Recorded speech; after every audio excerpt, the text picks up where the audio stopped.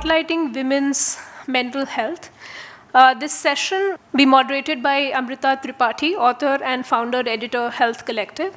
And on the speakers, we have Dr. Prabhat Chandra from NIMHANS. She's senior professor, professor of psychiatry and dean, behavioral sciences, NIMHANS. And Dr. Divya Nallur, Amaha Mental Health Center. Can we have a round of applause for them, please? Thank you all for being here. We're seeing folks still trickle in, which is great. And we noted that there is a men's mental health panel that has been cross-programmed. So appreciate your being here and others going, to show solidarity there. We're going to definitely keep a good amount of time for audience questions because we want to make sure that, if you have anything top of mind, we can have Dr. Prabha and Dr. Divya Nallur answer them. Divya, I know you said you prefer I call you Divya, so not, yeah, okay, got it. So first things first, when we talk about mental health disorders, there are some that are more common in women. There are certainly many social determinants. There are certainly many intersections that we want to bring out. And we want you to keep in mind that, of course, we're not going to generalize so much to the point of, losing all nuance. But for example, some of you may have heard that, anxiety is more common in women, that depression is more common in women. Sometimes eating disorders can be seen to be more common in women.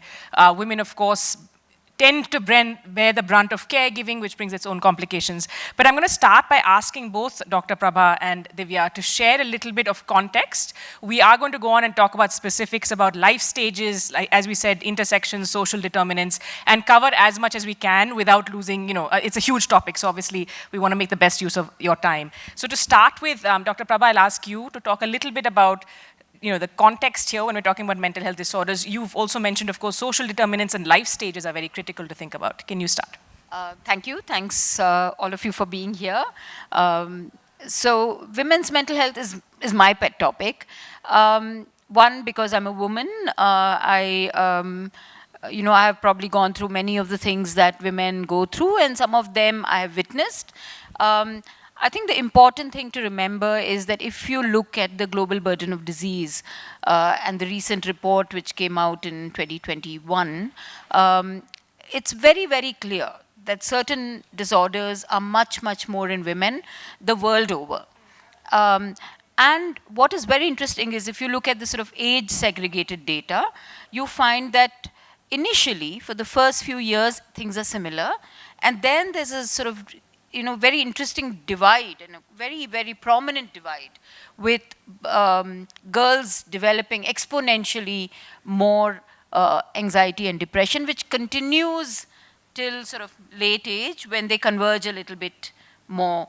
And in the sort of reproductive age, the divide is really high, with as much as 4 or 5 times the rates of depression and anxiety, which are the most commonest disorders in the world. So I think the very fact that repeatedly there's evidence that these are the disorders which are more in women beg us to think, what could the reasons be? Is it biological? Is it gender-based? Is it social? Is it a combination of everything? And what I see in the clinic is a combination of all these possible reasons, including very early childhood experiences and socialization, and hopefully we'll talk about that a little more so. Yes, definitely. Divya, we hear a lot about, biopsychosocial. Can you talk to us a little bit about the determinants and factors that you see and from your own experience?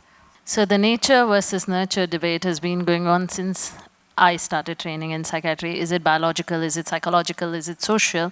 And like Dr. Prabha said, it is usually a combination of it. Biologically, I think, especially in the reproductive age group, we have hormonal changes so significant that they affect mental health directly. So those biological changes are real and happen to women, which don't happen to men, right? Psychologically and socially, we live in an environment where patriarchy is reality, where women suppress emotion more, where we are asked to be more agreeable, we are trained, educated, we are brought up like that. So a lot of social pressure. So thinking about others' emotions is seen as normal, for women, being responsible for others' emotions is seen as normal at the cost of, even if it is at the cost of your own emotion. And so, there is guilt if you don't do it. So a lot of psychosocial factors like that, which creates this very nice bubbling bath for mental illness to get nurtured in the women, I think. So though biologically we are more susceptible, I don't think our environment is supportive enough a lot of the time, which makes it more easier for these biological predilections to get stimulated, to get triggered. And sometimes we might be sitting and thinking, what does this have to do with me, right? Anyone in this room, I mean, which is of course, all of us from time to time will think about, what can I do when there are so many complicated complications, complicated problems. It wasn't that long ago that women were, routinely just called hysterical for expressing themselves. And I was telling Dr. Nandini, who I just met outside, there was a podcast I heard where there's a Dr. Mary Claire Haver, who some of you might know, was on a podcast. She works a lot on this menopause, perimenopause, and there's a lot of rage that bubbles up because she'll talk about how, for example, a lot of times women will come in with symptoms, whether it's to their GP, OBGYN, it's not always that your port of call is a psychologist, therapist, or psychiatrist. They'll come in with symptoms that are routinely dismissed, right? So we've not come that far from calling women hysterical. So for example, she was saying in Europe, we should fact check this, but she was saying in Europe, if you go in and talk about, hot flashes or symptoms you might be having, they'll routinely prescribe CBT and say it's probably mostly in your head, you're manifesting a psychosomatic concern. So when we look in our neighborhoods, when we look in India, South Asia, there are also certain factors that come into play. Dr. Prabha first and then Divya. Are there some myths or facts that you could establish here that come up often, when you're seeing clients or people coming in, similar to this, where women tend to be dismissed, where it might be helpful actually to have a woman looking at folks coming in with very disparate symptoms? Yeah, so I think some of the things which are very important, which are sort of cultural issues as well.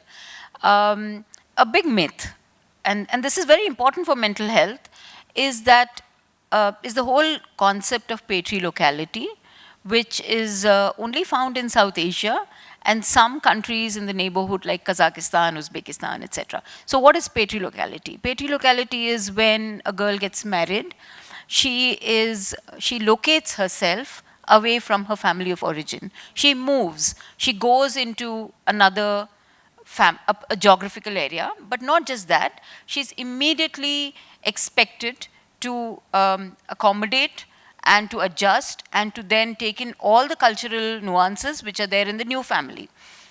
And then in sort of, when we're not necessarily talking about highly educated, very progressive families. We are talking about what I see in the clinic. And many times these are young women who are 22 or 21, 23, and have just completely been removed from their familiar areas, familiar places, and relocated into a new environment. And the myth is that they are just expected to adjust. They are not expected to protest or even feel sad or even feel anxious about different eating habits, different way of talking, different way of celebrating festivals, having to take permission to go to their parents' house. I mean, I have young doctors who have to take permission to go to their mom's house, even if they just sort of feel like doing it. Now, and if that adjustment doesn't happen, then very often the woman is branded as being difficult, not listening to us. In Kannada, there is the family will come and say, it's a very sort of term that you use for children, helid maat kelala.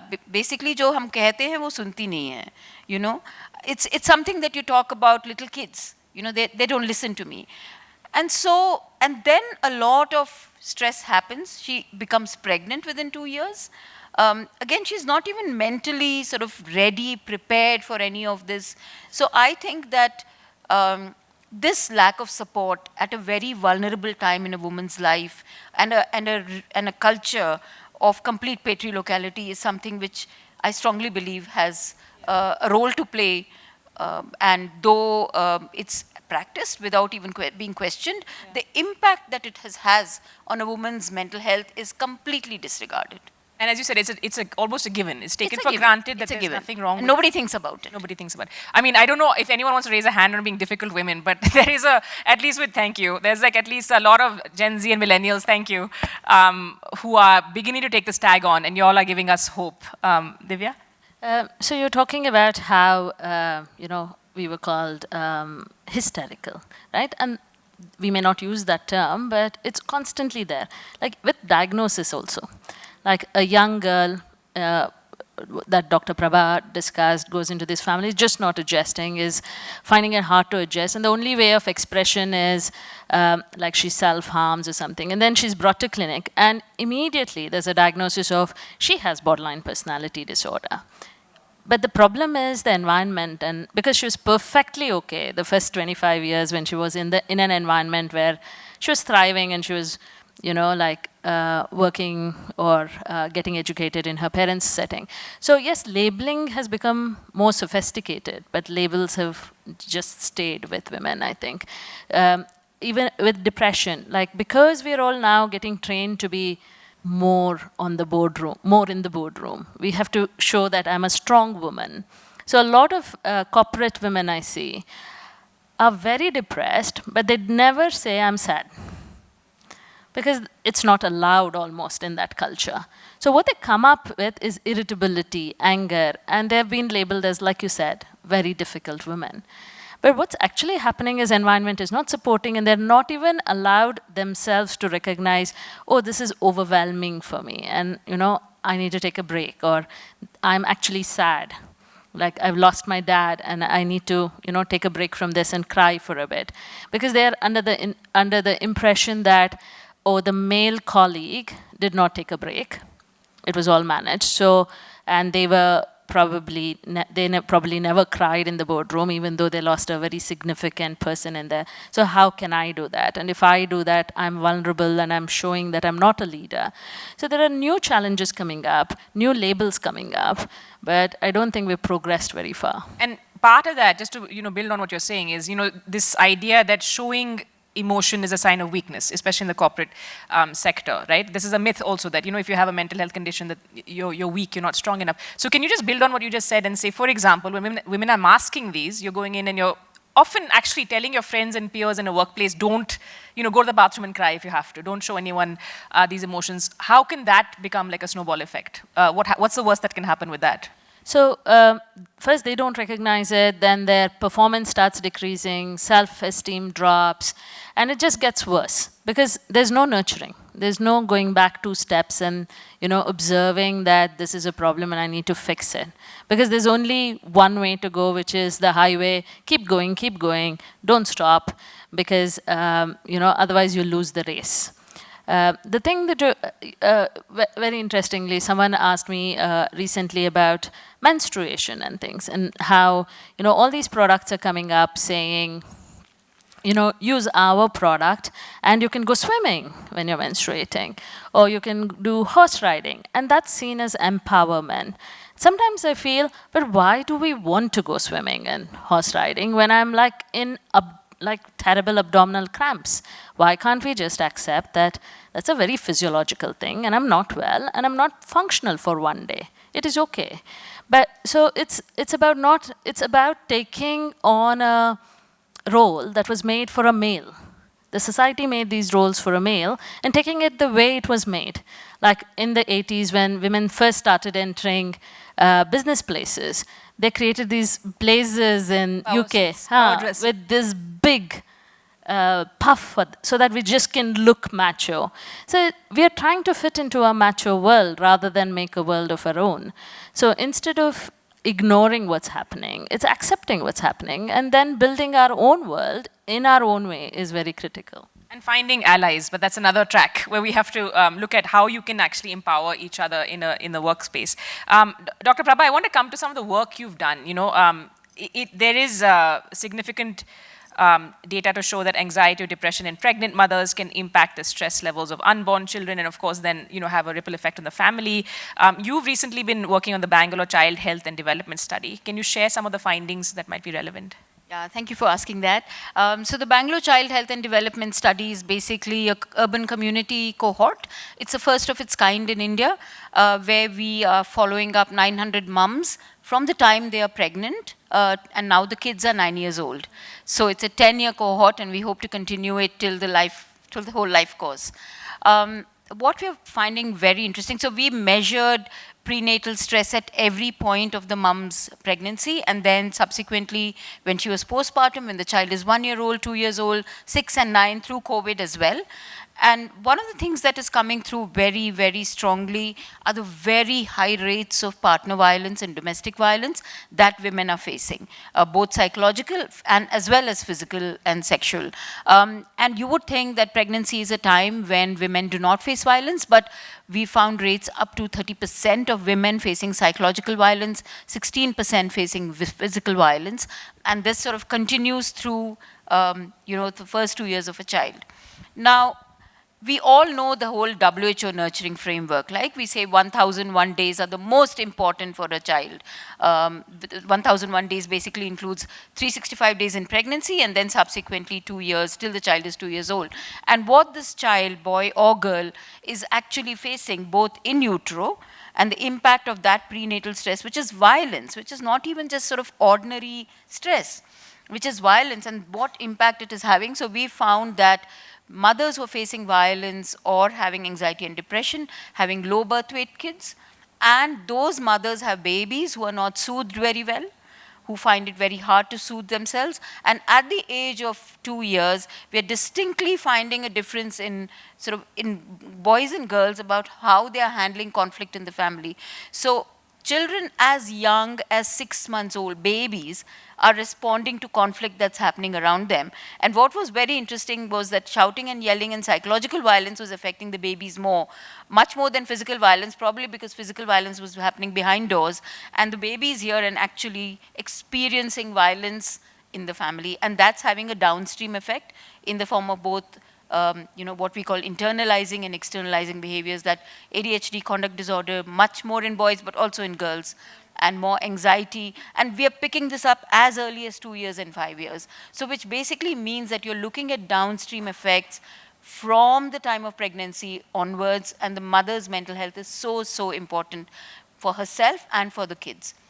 And do you think there's rising awareness? I mean, I hate to even frame it this way, but we were talking about the patriarchy, and I'd love to bring Divya in also to respond to that. But do you think there's rising awareness of how critical it is then, if you look at a patriarchal system, which is, of course, prioritizing reproduction for the women and saying that the family needs to procreate, is there an understanding then in these families that, if not for the mother's sake, then for the children's sake, this needs to stop, or this could become quite...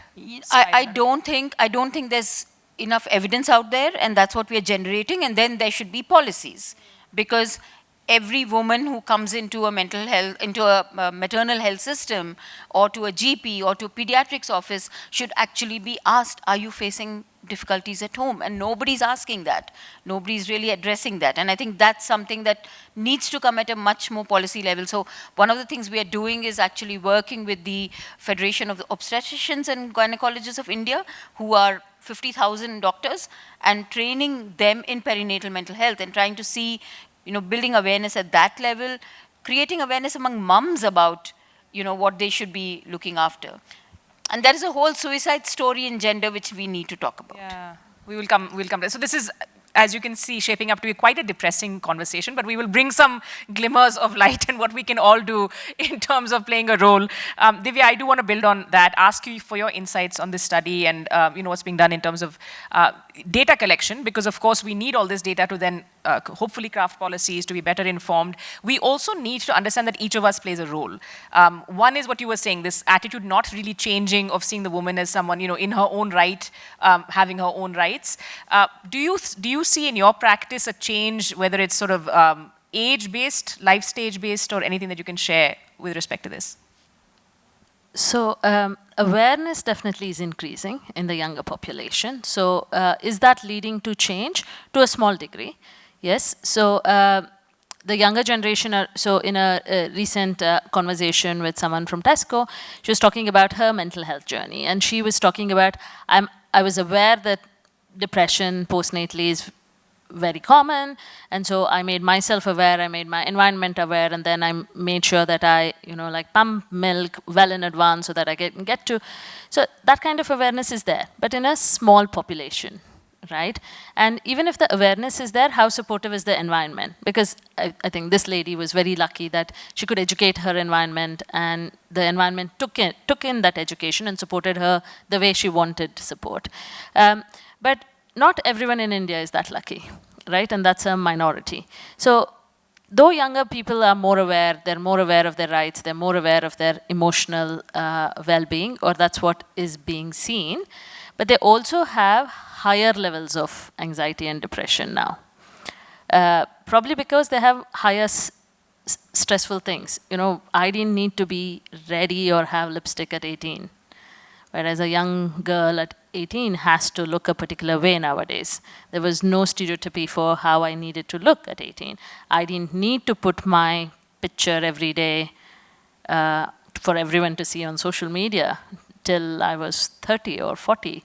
So that's a lot of pressure for women currently. So though awareness is raising, I think stress is also increasing. So I don't know if we are actually reducing the burden or it's being maintained. And you're talking about beauty. Tween beauty apparently is now a big thing globally, right? Where tweens we don't have TikTok in India, but tweens are now facing all of these pressures. Just a show of hands from the audience, how many of you are on Instagram or any of the social? Yes, thank you. So I want to ask our panel, and I'm going to put this to the audience as well. I think it's a mixed bag, because I feel like at some level we see so many more conversations now, and obviously thanks to the algorithm, whatever you're searching for, you get. So I'm getting constantly perimenopause videos that are stressing me out further and further constantly. But at the same time, you're seeing conversations that perhaps we didn't see 5 or 10 years ago. So to introduce that glimmer of hope, Dr. Prabha, and in contrast sometimes to what we see, the pressures for men and men's mental health, you do see, there have been some global studies that I'd like to ask you about, that women tend to reach out for help more. As a generalization, is that true? And what could you say about social media and what we're seeing? Yeah, I think there's been lots of studies now on the impact of social media, predominantly negative, right? I mean, it's very clear that social media seems to impact mental health, huge, big global studies, but that needs to be sort of nuanced a little, picked into a little bit more. I think it's more related to the fact that stereotypes are generated on social media. People are spending more time on social media and not, networking with the real world, and sort of secluding themselves. So that's something I think social media overall appears to, the way it is right now for this generation, definitely appears to have had a negative effect. But having said that, for mental health, so I'm on Instagram and I'm on Twitter. And the reason I'm on Instagram is not probably to post anything about myself, I don't, but I follow a lot of young people and a lot of other sort of mental health Insta influencers, mainly because I want to understand what's happening out there. Because I think as a clinician, it's very important for me to know what is it which is impacting people. And it's very heartening to see a lot of disclosure about mental health and a lot of support that happens. Sometimes it's not great, and some of the influencers sort of take on the role of therapist, which can be a little detrimental. But overall, I think it's actually enhancing a space for young people, particularly young women who may not have other opportunities to talk about this. Having said that, I think it's also generating stereotypes, particularly among young women who have body image issues.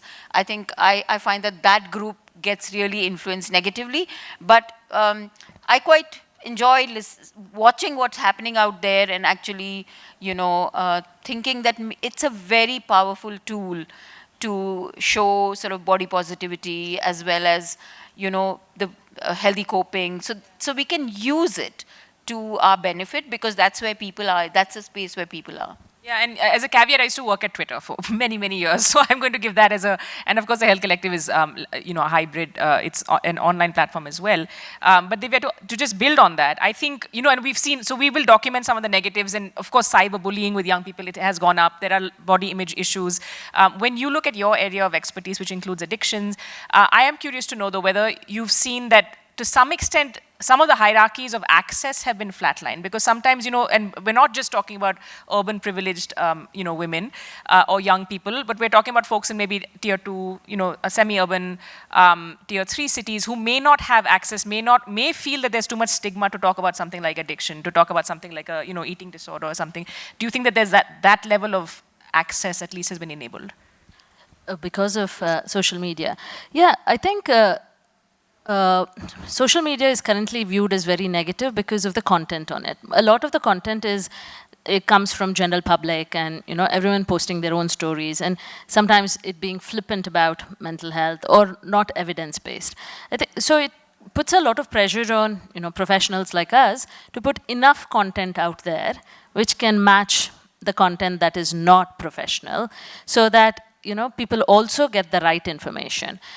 So talking about remote areas, so if we have good content, yes, reaching out, and that's one of the things that a lot of mental health startups are trying to do, is like be online, be available for people in distant parts, tier 2, tier 3 cities as possible, and also make access to therapy and psychiatry more easily available with telepsychiatry and teletherapy. But is it available for every woman in India is still, questionable because of financial also stability. Access to who has a phone in the house. That's, exactly. That's certainly something. But with the digitalization of India, I do think that it's a positive change, and that we can reach out more and more. Yeah. And if we put in the right content, we can use this double-edged sword to our advantage. And I think, for those of you sitting here and anyone who watches this later, just to keep in mind that there are the positives that you can talk about, which is make sure you get your source of information from credible sources, right? Like, so especially with something like mental health. And I think I would say the more responsible mental health influencers do that. They will say that, I'm going through this, but that doesn't mean, this is a one-size-fits-all solution. It's obviously a very complicated topic. I'm going to ask a couple more questions, but would love to get a sense from the audience of if you have questions, you can raise your hand, because we'll start moving the mics around in a few minutes. Brilliant. So I will ask maybe one question in that case, and then we'll open up. Dr. Prabha, you said we must talk about, we haven't talked about a million topics, as you guys can imagine, because time is limited and the list of problems is long. You did say we must talk about suicide, and I know suicide in young people, many of us have seen the studies also, of course, when it comes to the gender divide. Do you want to share? So I think, traditionally there's the gender paradox of suicide. That is, more men die by suicide than women world over globally. But that gets completely changed and flipped on its head in many countries, including India. And we find that in many states, it's women who are actually having more suicidal attempts compared to men. And there's a lot of sort of, studies going around that, like, why is this happening? And of course, the whole thing seems to rest on more traumatic experiences among women in countries like India, Bangladesh, Nepal, and the fact that women are coping with much more stress and poverty and other disadvantage, basically gender disadvantage in these countries. And so there's a lot of concern among suicide prevention efforts to try and work with this, because it's so I worked on this book with Dr. Patare, Dr. Nilekani, Life Interrupted. I wanted to just say, when we talk about suicide being a multifactorial issue, what was really surprising to me, and I think which is well known to experts like you, is that especially in India and South Asia, and this is something Dr. Undurti told me years ago, the determinants are not necessarily mental illness. There are so many. Can you just share a little bit? Because, like you said, socioeconomic factors, poverty plays a role. Domestic violence, of course, which you've brought up, is a huge challenge. So can you give us a few things to think about? Yeah, I think, many studies have seen that what is called now adverse childhood experiences, which ACEs, that's a big word in mental health right now. The ACEs are adverse experiences which somebody experiences in childhood, which basically means conflict in family, neglect, violence, trauma, abuse, poverty, and other forms of sort of neglect. So if you have more ACEs in your childhood, then you're automatically susceptible to many mental health conditions, including self-harm and suicide, and the trajectory that you take will depend on your subsequent environmental experiences. And we know that women experience more sexual abuse, more domestic violence, more disadvantage, more poverty, less accessible social benefits, and all of that. So that less education. So I think a lot of the trajectories happen like that, and that's one of the possible reasons that this happens. So anyone, listening, watching this later, who's in the room, if you ever feel distressed, please know that help is available. We have a list of helplines on our website, the Health Collective. Of course, NIMHANS has so many initiatives as well. Please know that you're not alone and that help is available. And I think, I'm going to just say, it's very difficult sometimes to have these conversations. It's easy to have them sitting on a podium like this when you have wonderful experts to talk to. It's harder to have them in our homes and with our friends. But if we start paying a little bit more attention, I do think there's a role for each of us here. And with that, I'm going to look to you for that glimmer of hope we've been looking for. So who wants to raise their hand to go for the first question? Okay, the volunteers are the mics. There's one here. Okay, two in this first 3 rows. I am Dr. Paridhi Mehra. I run an emotional well-being platform for parents with a focus on maternal mental health. So my question is mostly on the mental health of caregivers. Both in the last session as well as this one, we've heard about the effect of neglect during the early childhood period on the adult mental health experiences, right? So while there's a lot of focus on children mental health and mental health of young adults, all of it starts with the mother. All of it starts in utero, right? So I want to ask, why is so little attention on maternal mental health? And when I say little attention, I'm talking more from a prevention and early detection point of view. Because by the time a lady reaches a center like NIMHANS, it's already too late. A lot of harm has already been done. So as entrepreneurs, as a community, what can we do to bring more attention to this from a prevention and early detection point of view? And that's the question. And there's one here, if you can pass the mic over. Do you want to take that, Dr. Prabha? So thank you for that question. I think that's a very, very valid point. And world over, I think there's recognition that this is a very, it's a good way of preventing downstream effects, right? So currently, let me talk about India. India currently does not have a maternal mental health policy.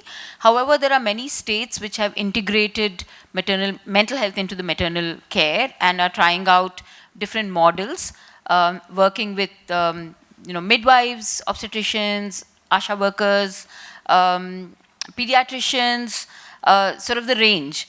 And I think the important thing is not just during pregnancy, but I would even say preconception. So actually we need to start talking about responsible parenting as well as why mental health of both parents is very important, and particularly of the mother. So I think the whole thing is the conversation needs to start at different levels. So one, we need system strengthening. The health systems need to be aware of the fact that this is important, and I think gradually more and more people are getting responsible. The community needs to be enhanced. They need to demand for services. They need to say we need services. So I completely agree that when a woman comes here, by then it's too late. We really need to catch people outside, and we're trying to make the government understand why these policies are really important, and hopefully some states which have already integrated, Telangana has completely integrated mental health into maternal care. Chhattisgarh is on its way, Madhya Pradesh is on its way, Karnataka is trying. You won't believe it, just to get 2 questions on mental health into the maternal care, the Thai card, what we call the maternal card, took us advocacy and a long time to get it done. So it's a slow journey, but I think we are getting there with all the evidence that we are generating. See, glimmer of hope. I was telling you, you'll bring the glimmer of hope. Okay, there's a couple more questions. And we have about 25 minutes, guys. So if you have a question, raise your hand and get the attention of a volunteer as well. Maybe the next one can be in the back. Yes. So this is in continuation of Dr. Paridhi's question. How do we create these communities? Like each of the women sitting over here, I'm sure has had an experience where she's been stared at, groped at, like some kind of adverse experiences. As a woman, that is something you go through every single day. On top of that, you're a caregiver, you have additional roles, you're a professional woman, so you have many roles that also are adding to the stress in your life. How does, as a community, how do we come together before we reach a counselor, before we reach, how can we be there for each other? And what are the major, like the borderline symptoms that we can look out for, that we can, you know, have a kind of like a check-in with each other, and then know, okay, this is where it's crossing, this is sometimes someone who needs help, this is where we are drawing the line. Yeah. So if you can just like, that's a give great us question. three That's signals. Thank you. I think conversations like this is where we start, right? It's great that NIMHANS has started this conversation and has allowed everyone to enter. But more specifically, so how do I look after my mental health without coming to NIMHANS? So having your own support group, maybe a group of women, yeah, be it at work for professional support, having a mentor who's maybe a woman or someone who understands women's mental health, and also having a social circle which understands. And having these conversations quite openly in those circles, I think is the starting point for every woman to look after themselves first. Because if you look after yourself is when you can look after others. And when do you say a symptom or a problem is big enough to reach a therapist or reach a psychiatrist?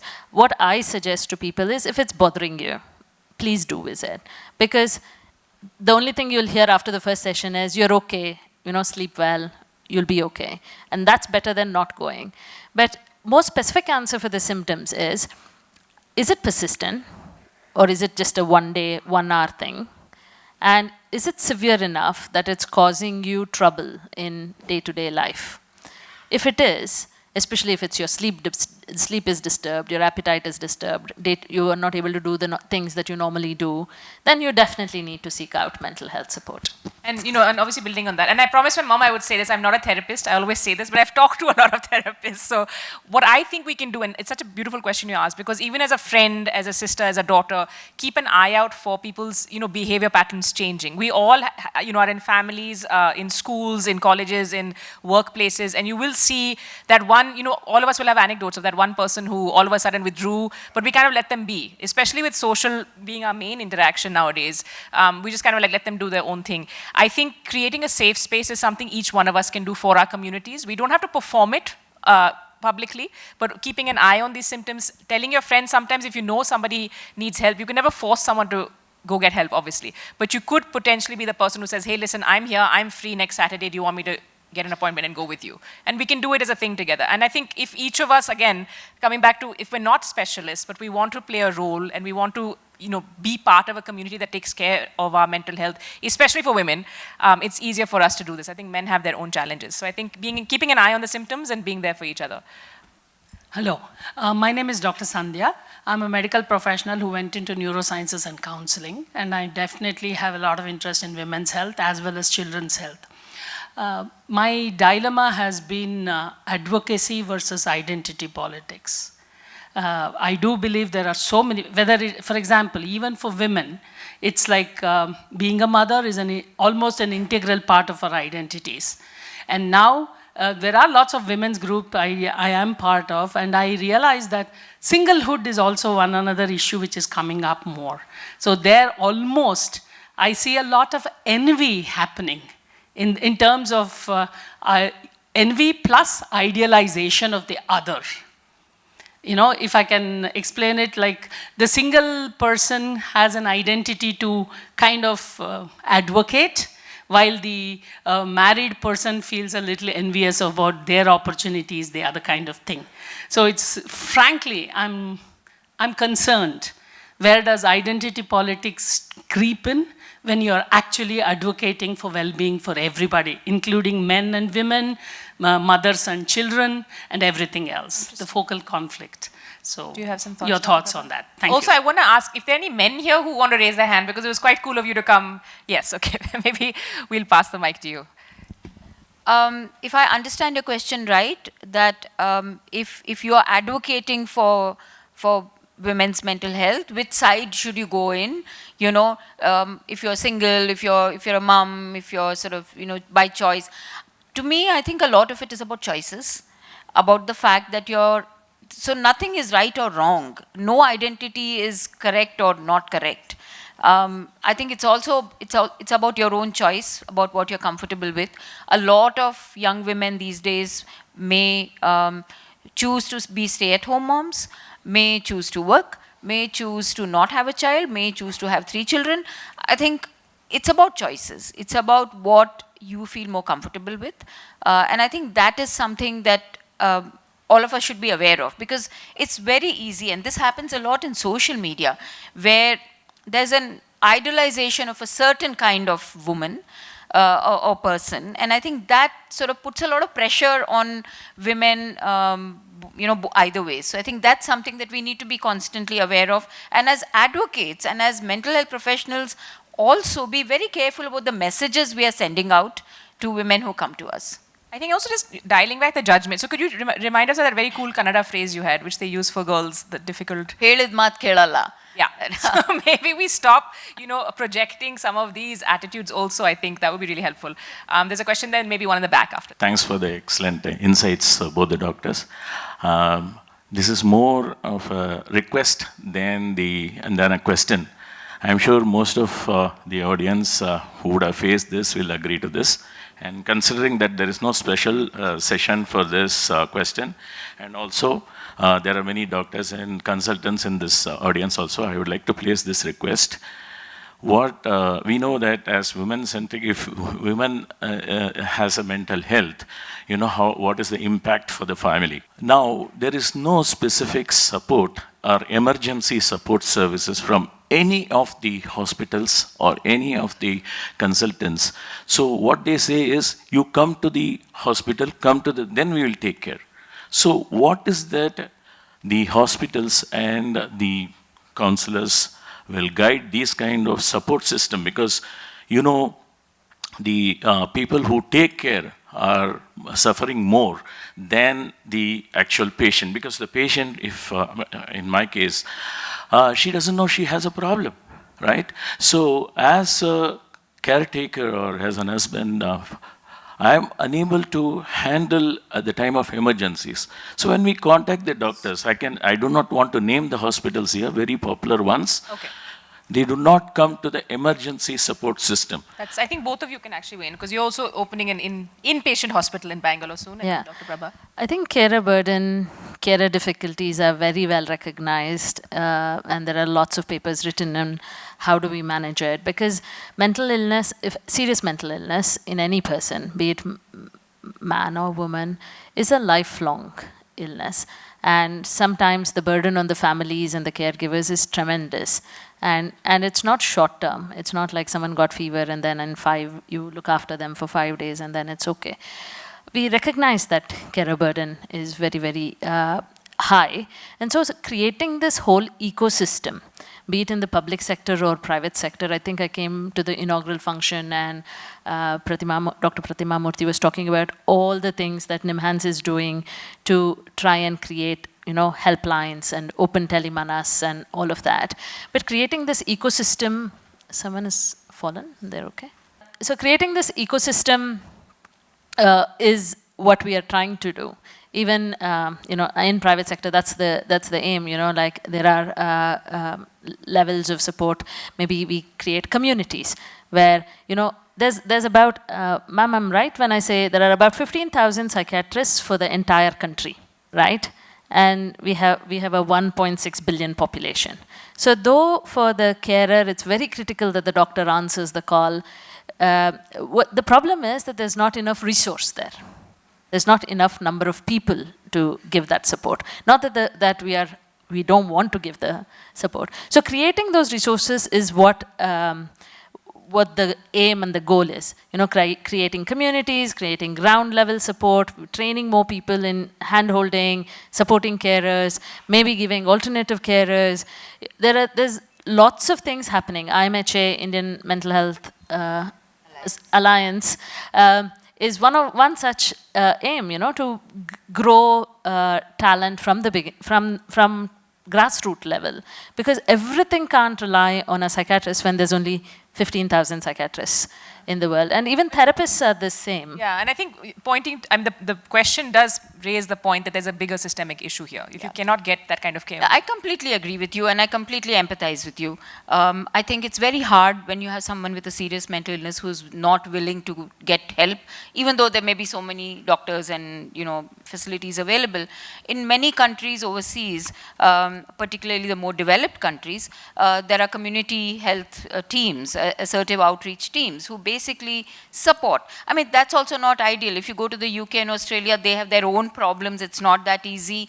But because you need the human workforce that you need for something like that is enormous. Care has to be compassionate. If somebody comes to your home and brings a relative who's going through a mental health problem, a woman particularly, it has to be done very gently, very carefully, non-stigmatizing. And I think for this, systems need to develop. There is a systemic problem. And I think it is very important that community mental health as a sort of workforce develops much, much more. It's not there right now. And I completely agree with this problem. And I think these are the issues that we need to flag and say, in what best way we can support families in situations of crisis so that they don't feel further burdened with what they're facing. So I get it, it's not there, not the way it should be, and I think it's something that needs to be definitely enhanced. No, that is changing. If I just may add that Mental Health Care Act has come in, and then private sector is more ready to do retrievals in acute situations, and we can talk about that. Most private hospitals that your lived experience is not matching up to that, and I think you speak for a lot of people also who are dealing with this, and I think it's a good point to raise, for those of you who are working on policy recommendations, who are in positions of authority, who can do something about this. But thank you for raising that. Yes. Hi. When we speak about women's mental health, one thing that I face personally and I also witness is the problem of loneliness. There is a lot of talk about pro-social interaction being very integral to positive mental health, but I am at a loss as to how to find these places. One is, of course, me being an introvert myself, but also generally, I see this as a pattern that is becoming very severe and acute as time goes on. What my grandmother had, my mother did not have, and what my mother had, I do not have.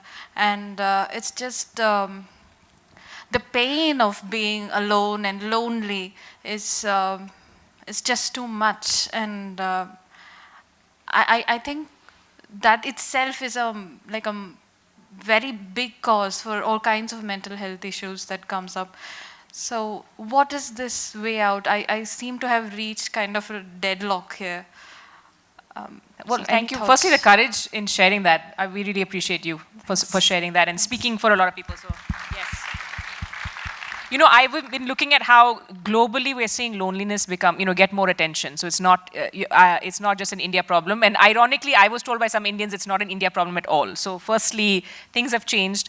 I think the onus shouldn't be on people. It shouldn't be on individuals and introverts.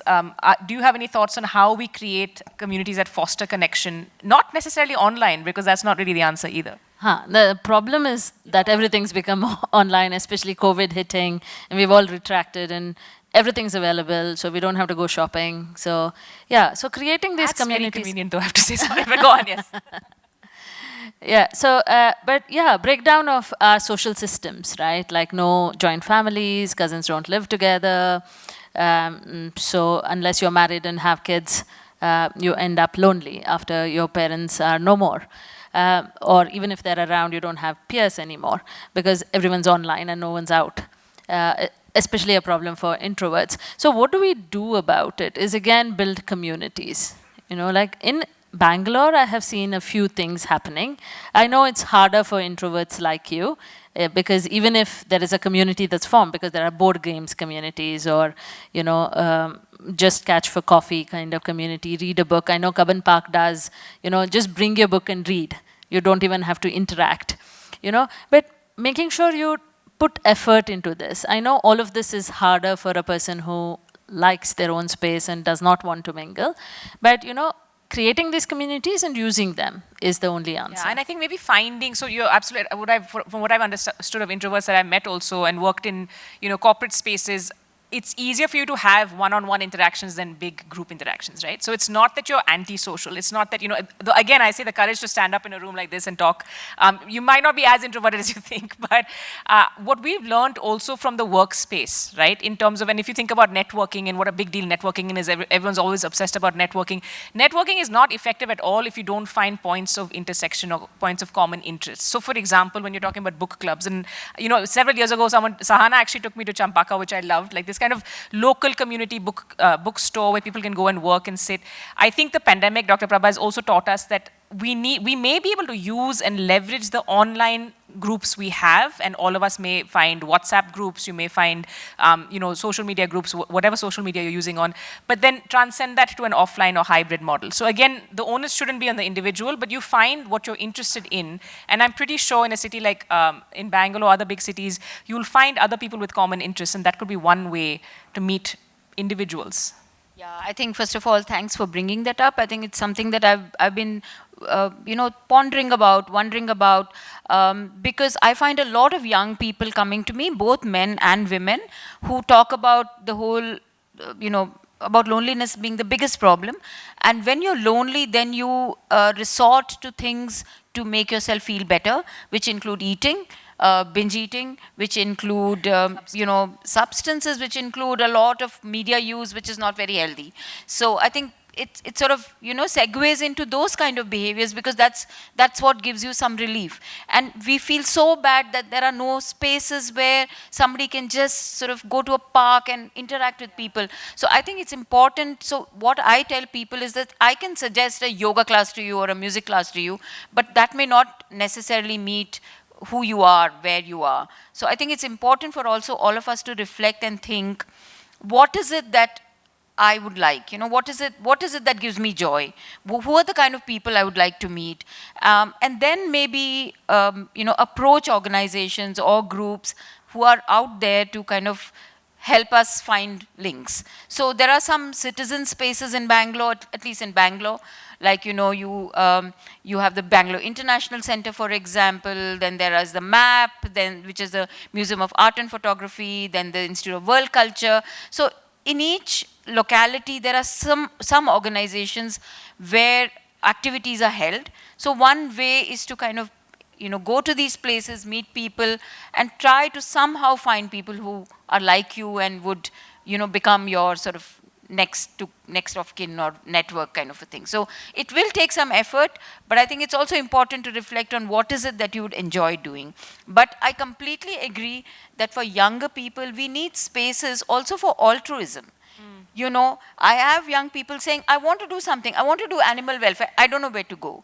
I want to be able to interact with people. I don't know where to go. So I think one of the things that the India Mental Health Alliance can do is to create spaces for both young and older and retired people to kind of have spaces. That's because isolation and loneliness is the biggest problem. I can see Vasvi in the back, so noted for the India Mental Health Alliance. Thank you for being here. I also want to say that, to your point, a note to the festival organizers. I mean, I'd once gone for it was actually, to be fair, a Twitter huge offsite, but they had 4,000 people, and they had actually just set up a site for introverts where you could just charge your phone, sit quietly, not talk to each other, but then you had a little bit of a group setting. So anyone who's organizing the Mannotsava next year, that's a suggestion for you. We have about 5 minutes, maybe 2 more questions? 1 or 2 questions? Yeah. Thank you for this session and even the previous session, a lot of things to learn. Question is for elderly people, right? If they are going through some mental health issues, then how do the children actually cope up with that? That is one of the question I had. And when it is mental health, then it, as a son or a daughter, when you try and tell them, like you really don't know how to kind of say it, right? At least the parents have agreed that they have an issue and, they're ready to go to a counselor. But then, like, what does in a social context like this actually the siblings or the children can do? That is one of the questions. Do you want to try? So that question is not just for, if you're the child and its parents. When the problem with mental illness is this, that our brain is affected. So we do not, a lot of the time, we are not aware that our brain is affected. So self-awareness is not there, insight is not there.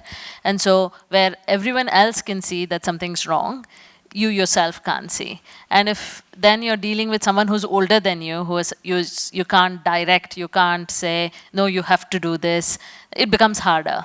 And carer burden is real in that. The only thing I can suggest is gentle persuasion, right? Gentle persuasion and saying, come to the doctor once, and they may be more likely to go to their preferred, if they're older citizens, they may have a favorite doctor that they normally go to for their blood pressure, or it's more likely to prime them. You go to that doctor and say, you know, can you direct them to a specialist? And if in Kannada we say, Shankadinda bandre tirtha. Neevu helidre adu sari hogala. It just means that if water comes out of the conch, it's holy water. Thank you. Right? So you just have to find ways around it. But this is a common problem that the person who is going through the mental illness may not agree or may not even be aware that they have that problem, and others might be noticing it. But rather than, you know, making it a fight, gentle persuasion and then going through different routes might be the answer. So we are talking about the mental health of women. Now here I want to just point out that what about the mental health of women who have neurodivergent children? Their stress levels are at all-time high. Myself being a mother of a young adult who is on the autism spectrum, and in my workspace, I have come from Kanpur, UP. I keep meeting a lot of mothers who don't get support from families, from society. So is there anything like very concrete that could be told to them how to take care of their mental health, because they're fighting battles, on all the fronts? Thank you. Yeah, I think that, that's something that is very important, and as mental health professionals, it's something that we should be doing at every level, not just supporting the child, but paying enough attention to the family, and particularly the mother, because a lot of the caregiving burden, regardless of which stage of life you are in, caregiving burden is much more for women. And I completely agree with you that I think there should be, when we are looking at children, we always recognize that the parents probably need much more help than the child. And I think that is something that needs to be offered. And you may need to demand for it sometimes, that, I need that support. I need to know more. I need a support group whom I can talk to. Time off for self-care. Places where the child can be and you can look after yourself. And sort of, networking with others going through similar problems. So I completely validate that this is a very important group that we need to pay attention to, because the kind of burden that you face can be at times enormous, at times quite rewarding, but at times enormous. And also the stigma that you have, that the others probably instill, that, oh, you're a mom of somebody of a child with autism or a child with a learning problem, can add to that burden. So I think working through that stigma in your own mind, that you're doing a very precious, important job, giving yourself value, I think is really important, and we as professionals should recognize and support that. It's a great question. And I think we have one final question. There are also some peer support groups, I think, on autism, which we'll also look up and share. Okay, hi, I'm Renu. Thank you both for the lovely session. I actually wanted to say something for the one of the participants, and probably many others also feel that way about loneliness. While we recognize that there are only 10 or 15,000 psychiatrists and we don't need to go to a psychiatrist for everything, there are trained lay counseling organizations where we do sit one-on-one, talk with people, and help them to manage their issues. So I just wanted to say that I know it is not possible for hospitals to be taking care of everything, if I may say. There are, and I belong to an NGO called Sneha Society for Counseling, where we do offer one-on-one help for anybody who wishes to come before actually reaching the hospital. Thank you. That's actually very helpful to know. I think we will have to wind down. I hope we have given you some things to think about. I hope, like me, you found some glimmers of hope. It started out pretty dark and grim, I have to say, guys, but we got to this place where we understand that, of course, having conversations like these are essential, and we have to give a round of applause to our audience first. our wonderful panelists, Dr. Prabha and Divya. Thank you for sharing your expertise. And also shout out to the volunteers. You guys have been amazing. Thank you. Applause once again for this beautiful panel discussion. Thank you so much to all three of you. I think I speak on the behalf of all the audience members here. This has been a very interesting conversation, but also a very sensitive one, and we do understand that this is a topic that, it's a situation that all of us are going through in different capacities. And just to point out that if anybody in the audience does want to reach out to counselors and experts from NIMHANS, we do have a support desk outside in the foyer. So please feel free to reach out. And the best part post the session is that our panelists are also available for conversations in the speaker lounge. So if you do want to engage with them post this session, please head over to the speaker lounge and ask your questions. But thank you so much. This has been an absolute pleasure.